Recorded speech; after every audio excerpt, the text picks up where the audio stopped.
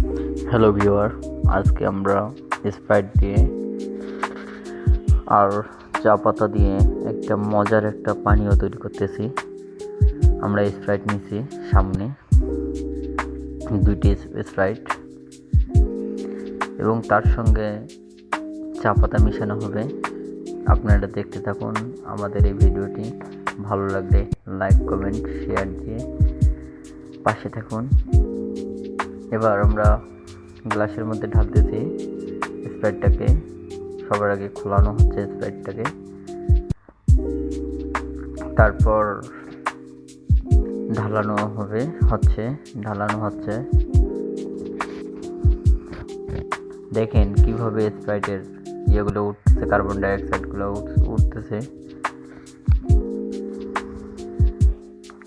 যেন ফুটতেছে আগুন পানি। এবার আরেকটা স্প্রাইটকে খোলা হচ্ছে এটাকেও ঢালানো হচ্ছে।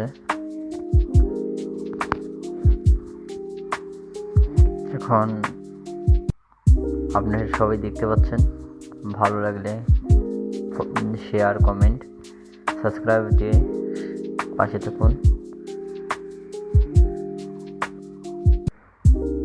এবার আমরা চা পাতাকে যোগ করব। টি ব্যাগ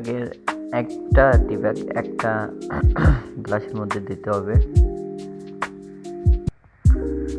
অপরটিতে এবার দেওয়ানো হচ্ছে টি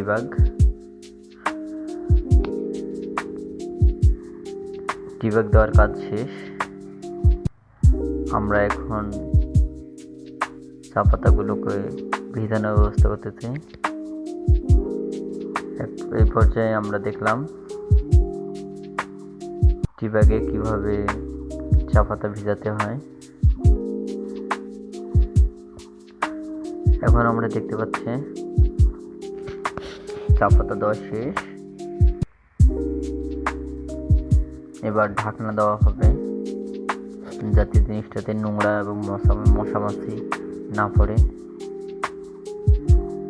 তাই আমরা ঢাকনার ব্যবস্থা করতেছি।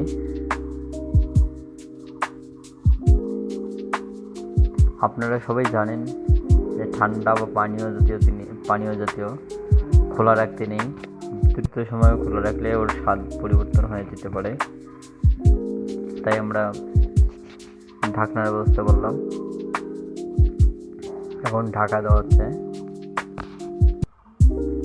রাখবো আমরা 10 মিনিটের মধ্যে রাখা হবে এই অবস্থায়, যাতে কালার নেমে আসে। আপনারা দেখতে পাচ্ছেন একটু করে কালার নামতে শুরু করছে।